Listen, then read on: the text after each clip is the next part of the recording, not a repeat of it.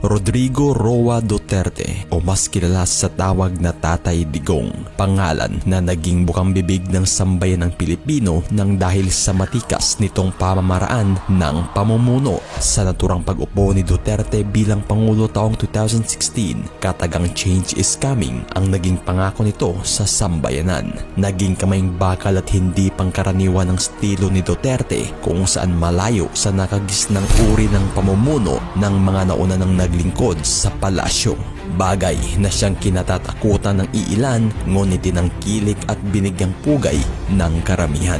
Taong 2017 nang ilarawan si Duterte sa isang pag-aaral bilang unusual reformist kung saan malayo sa tradisyonal na politiko ang katangiang ipinapakita nito. Bagay na si Duterte lang ang natatanging pangulo na walang pag-alinlangang bumangga sa mga oligarkiya sa bansa na umano'y dekada-dekada ng umaabuso ng dahil sa kanilang malawakang political power. Ilan sa mga binantaan ng pangulo ay ang mga negosyanteng sina Ayala at Panghilinan, pamilyang Lopez na hawak ang ABS-CBN, Lucio Tan na nagmamay-ari ng Philippine Airlines, Mighty Corporation na may 25 billion tax liabilities at marami pang iba. Kaya ngayon ay tatalakay natin ang kwentong buhay ng binansagang pambansang tatay na si Pangulong Rodrigo Duterte at isa-isahin din natin ang ilan sa mga isinusulong na pagbabago ng kanyang administrasyon na hindi gaanong nais sa publiko.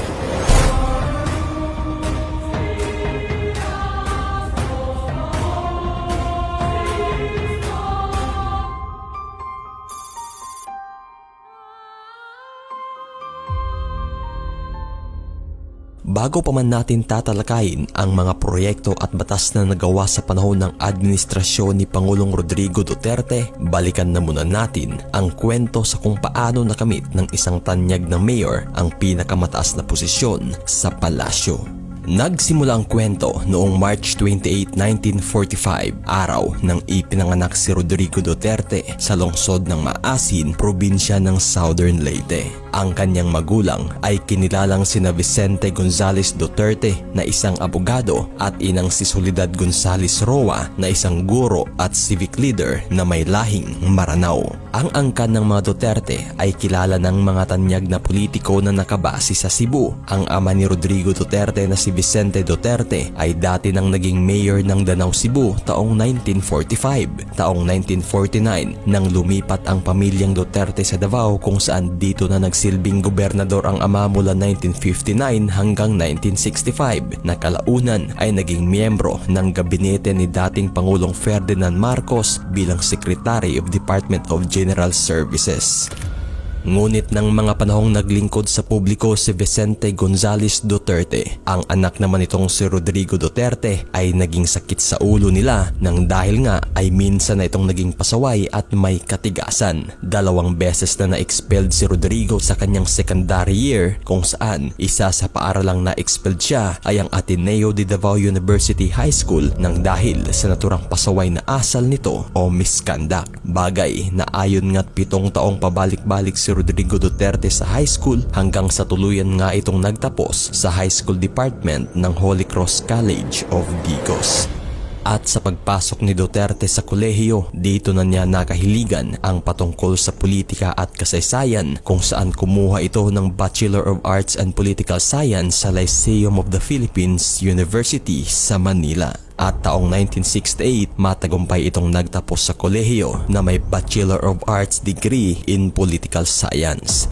Ngunit kalaunan, kumuha ng pag-aabogasya si Rodrigo Duterte sa San Beda College of Law at nagtapos ito taong 1972 at sa parehong taon rin ay napasa ni Rodrigo Duterte ang naturang bar examination. At nang maging ganap ng abogado si Rodrigo, dito na siya nagtrabaho bilang professor sa National Police Academy at kalaunan mula 1977 hanggang 1979 naging special counsel ng City Prosecution Office ng Davao City si Duterte. Naging 4th Assistant City Prosecutor naman ito mula 1979 hanggang 1981. 3rd Assistant City Prosecutor mula 1981 hanggang 1983 at 2nd Assistant City Prosecutor mula 1983 hanggang 1986.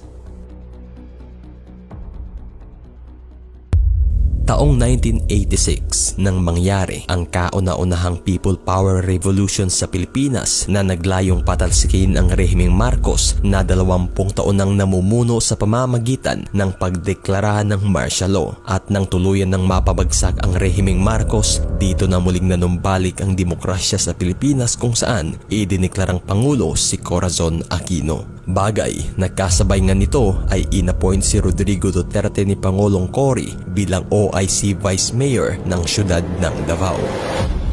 At kalaunan nga'y taong 1988 kung saan magaganap ang local election, dito na tumakbo bilang mayor si Duterte sa ilalim ng Lakaw Davao banner kung saan tinalo nito ang dating OIC mayor na si Zafero Respecio by a margin of 6,000 votes. Sa naturang pag-upo ni Duterte bilang mayor ng Davao, di maipagkakailang balot ng kaguluhan ng lugar, talamak ang presensya ng mga makaliwa at mismong kriminalidad. Ngunit unti-unting binuhay ni Duterte ang syudad sa pamamagitan ng kamayng bakal na pamumuno kung saan tuluyan nga niyang napanumbalik ang sigla ng Davao. Bagay na 3 terminong kasunod ngang hinawakan ni Duterte ang syudad ng Davao mula 1988 hanggang 1998.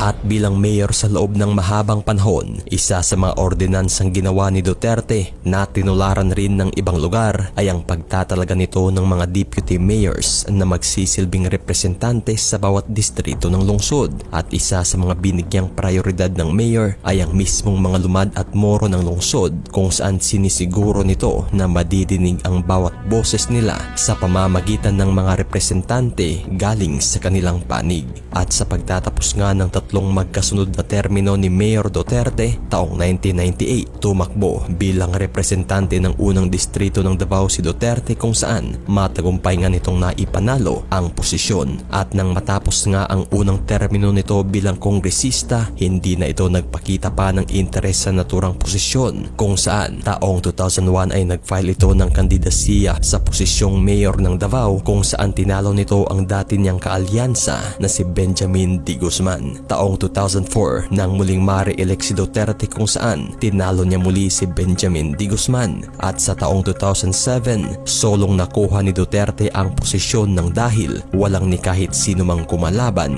sa kanya. Bagay na muli ngang naipanalo ni Rodrigo Duterte sa pangalawang pagkakataon ang 3 magkasunod na termino mula taong 2001 hanggang 2010. At isa nga sa pinakamaipagmamalking proyekto ng kanyang termino ay ang paglunsad dito ng Davao City Central 911 Emergency Response kung saan may katumbas na serbisyo ng mga 911 Emergency Response ng Amerika. Bagay na ang naturang Davao Central 911 ay hindi lamang kauna-unahan sa Pilipinas kundi sa buong Asya at pangatlo sa buong mundo kasunod ng Amerika at Canada. At taong 2015 nang pumanglima ang syudad bilang World's Safest City na sa kasalukuyan naman ay pumapangalawa na ito bilang safest city sa Southeast Asia. At nang dahil nga sa naturang kamayng bakal na pamumuno ng mga Duterte sa Davao, tiningala nga ito hindi lamang sa kanilang lungsod kundi sa buong bansa. Taong 2016 nang naging bukang bibig na ng sambayanan si Mayor Rodrigo Duterte kung saan hangad ng mga taga-suporta nito ang pagtakbo niya sa national position. Bagamat ilang beses mang tinanggihan ni Duterte ang panawagan ng publiko, tila hindi pa rin ito naging dahilan upang siya'y tantanan ng mga ito. Bagay na dito na nga bumuo ang mga taga-suporta niya ng signature campaign na pumalo ng milyong bilang at isang malawakang campaign rally na naghihikayat sa mayor na tumakbo. Bagamat nagtapos man ang candidacy filing for presidency kung saan walang Rodrigo Duterte na lumutang, di pa rin nawalan ng pag-asa ang mga taga-suporta nito. At kalaunan nga, November 23 taong 2015, formal nang inanunsyo mismo ni Rodrigo Duterte na siya'y tatakbo sa pagkapangulo under PDP laban. At isa nga sa mga pangunahing saad ni Duterte sa kampanya ay ang pagsugpo nito sa illegal na droga sa loob ng 6 na buwan. Ika nga ni Duterte, change is coming. At sa mismong hatol nga ng taong bayan, landslide win ang nakuha ni Duterte na may 16 million votes. At sa pag-upo nga nito, war on drugs ang naging pangunahing tema ng administrasyon kung saan naging madugo ito at nabalot ng kritisismo galing sa oposisyon at ng nasasabing human rights. Ngunit di maipagkakailang sinang-ayunan ito ng karamihan kung saan palaging may mataas na approval rating ang mismong Pangulo. Ngunit naging sentro man ng kontrobersiya ang gyera kontra droga ng pamahalaan kung saan pilit ibinabato ng oposisyon, hindi pa rin ito naging hadlang para matabunan ang mga di pangkaraniwang nagawa ng isang Pangulo. Si Duterte lang naman ang naging kauna-unahang Pangulo na walang pag-alinlangang pumuna sa namamayagpag na oligarkiya na humahawak ng malaking impluwensya sa bansa. Without declaring martial law, sinira ko yung mga tao na humahawak sa ekonomiya at tumihipid. At hindi nagbabayad. They take advantage sa kanilang political power. Isa sa mga pinunterya ng Pangulo ay ang bilyones na utang ng mga malalaking kumpanya sa bansa na dekada nang hindi nababayaran. Isa sa mga ito ay ang Filipino-Chinese tycoon na si Lucio Tan na nagmamay-ari ng Philippine Airlines. Lucio Tan has almost billion that he has to pay. He has to pay. Lahat he has to pay. Matapos kang maisapubliko ni Duterte ang naturang bilyones na utang ng Philippine Airlines na pagmamay-ari ni Lucio Tan, binigyang palugit ng Pangulo ang kumpanya ng 10 araw para bayaran ang pagkakautang. Bagay na binantaan pa itong ipapasara ang mismong airport na ginamit ng PAL kung sakaling di ito mabayaran sa loob ng 10 araw. Bagay na tanging si Duterte lang ang nakagawa ng ganong banta sa kumpanya dahilan sa tila pangalampag nito. Kung kaya't bago pa man sumapit ang ibinigay na palugit ng Pangulo, kaagad ng binayaran ng mismong PAL ang bilyones nitong utang. Bagay na ang pera namang isinauli sa bayan ay siyang ginamit namang pondo sa mga pangunahing proyekto ng administrasyon. Hindi rin nakatakas sa paniningil ng Pangulo ang Mighty Corporation na ayon pat umabot na rin umano ng bilyong-bilyong halaga ang utang ng korporasyon sa pamahalaan. I have directed the Department of Finance and the BIR to accept Mighty Corporation's offer of 25 billion to settle its tax liability. Ang naturang bilyones na halagang ibinayad ng Mighty Corporation ay tumatak bilang pinakamalaking tax settlement sa kasaysayan ng bansa. At ang halaga ngang nabawi ng pamahalaan ay siyang ginamit para pondohan ang naturang Ormoc Rehabilitation matapos niyanig ng 6.5 magnitude na lindol at ang mismong Marawi Rehabilitation na naging sentro ng digmaan taong 2017. Isa rin sa pamilyang oligarchs na binantaan ng Pangulo ay ang pamilyang Lopez na may hawak ng giant network na ABS-CBN. Say that if they can operate, kung may ano na sila, no, I will not allow them. I will not allow the NTC to grant them the permit to operate. Kung ibigay ninyo yung franchise because it is within your power to do it, go ahead. Alam mo bakit? Unless and until babayaran ng mga Lopez ang taxes nila. At nang dahil nga sa tila pagpakatigas ng pamilyang Lopez na bayaran ng umano'y bilyones ring taxes sa gobyerno, dito na tuluyan ngang hindi na rin yun ng Congress ang prangkisa ng ABS-CBN at tuluyang nasara taong 2020.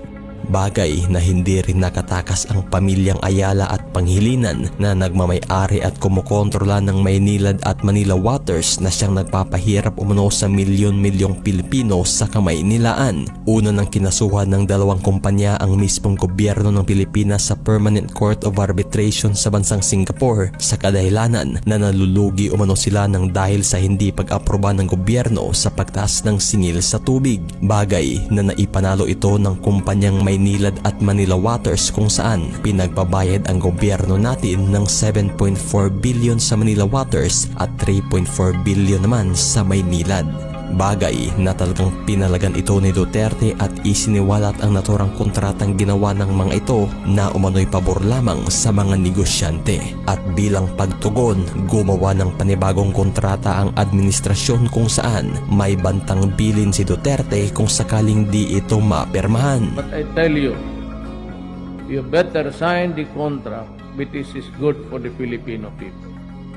You do not sign it, I take over your operations water district. Isa rin sa talagang naging legasiya ng administrasyon ay ang tinaguriang Build, Build, Build program nito kung saan inaprubahan ni Duterte ang mga malalaking proyekto at infrastruktura ng bansa na matagal nang nakatengka. Isa sa naisakatuparan ng administrasyon ay ang matagal ng planong Metro Manila Subway na may habang 33 kilometers at mayroong 17 station na inaasahang maging fully operational taong 2029. Tinatayang aabot ng 400 billion pesos ang inilagak na pondo ng gobyerno sa naturang proyekto.